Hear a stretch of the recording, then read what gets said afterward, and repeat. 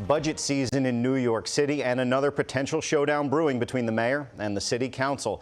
This is going on while council members are looking on to their next potential jobs in some cases. And City Council Finance Chair Justin Brannan, he wants to be the next comptroller, officially launching his campaign in the last few days. He joins me now.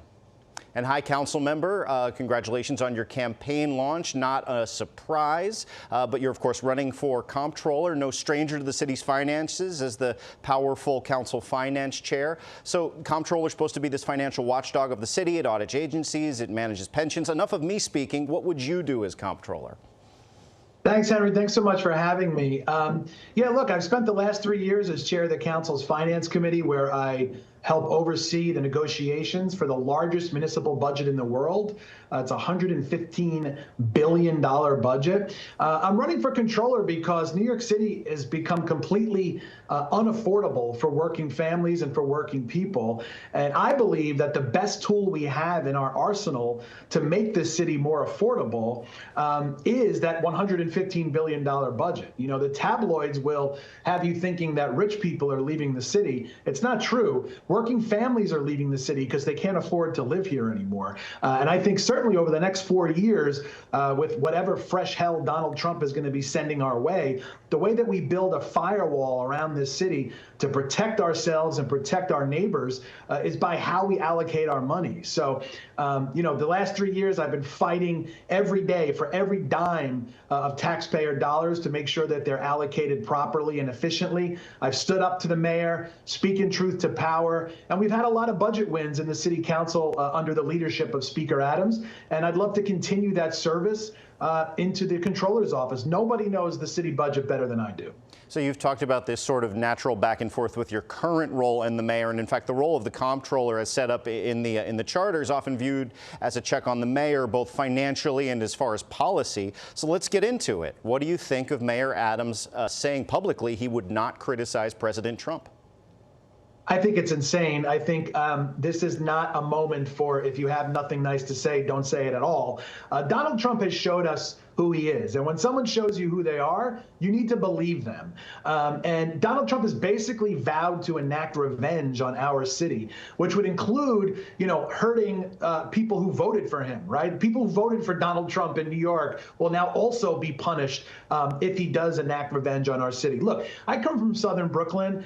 You've got to work across party lines. I've got no problem working with Republicans if they've got the right idea at heart and they want to move the ball forward.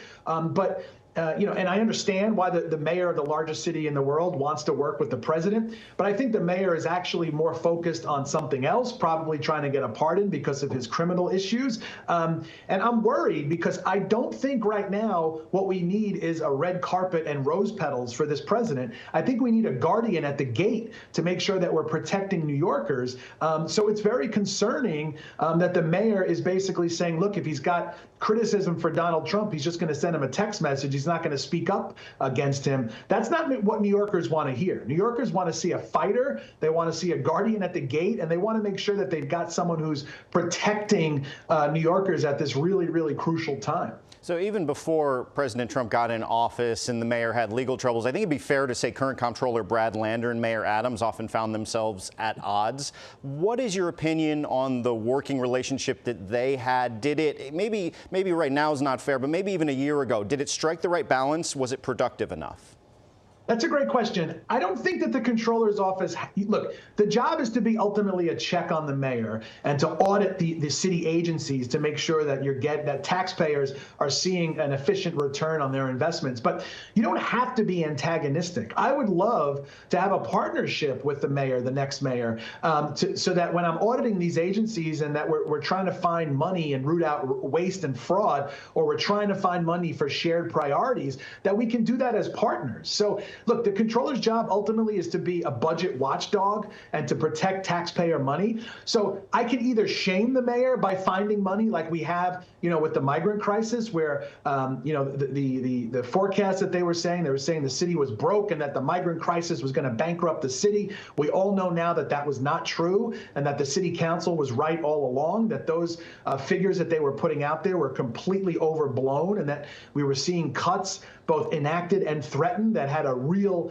negative impact on New Yorkers. But you can also be a partner with the mayor where you say, look, if we want to fund something like universal child care, let me go find the money so that we can do that. And I'd much rather that be the partnership, but I'm ready for either one. I've got no problem standing up to the mayor. And frankly, I'm the only one in this race that's been critical of the mayor on his budget cuts. We had a lot of polling in the last few days, and they showed two things I think are pertinent to you. One, Mr. Lander, current comptroller who wants to be mayor, wasn't in the front of the pack. He was kind of in the middle, and that Andrew Cuomo seems like he'd have a reasonably good shot of being the next mayor, of course, the current governor. Let's take those one at a time. If Mr. Lander looks at the polling in the next couple of weeks and says, I want to stay comptroller, are you staying in the race?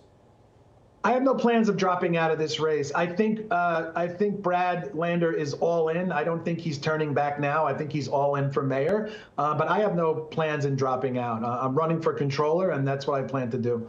And the former governor, Mr. Cuomo, have you had any history working with him, working against him? What are your thoughts on if he becomes mayor?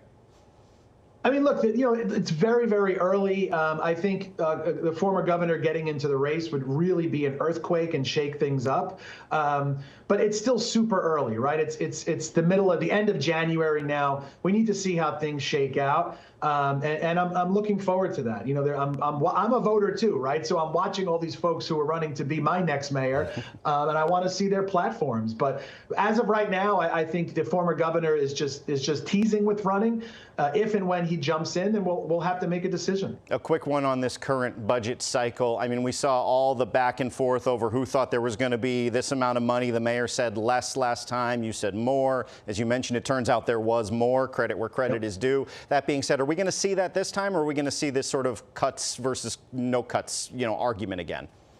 I mean, look, I would like to think that in an election year, the mayor is going to want to make some people happy, and he's going to want to fund popular priorities such as early childhood education and our parks and CUNY and proven, mental health supports that the council has pushed forward.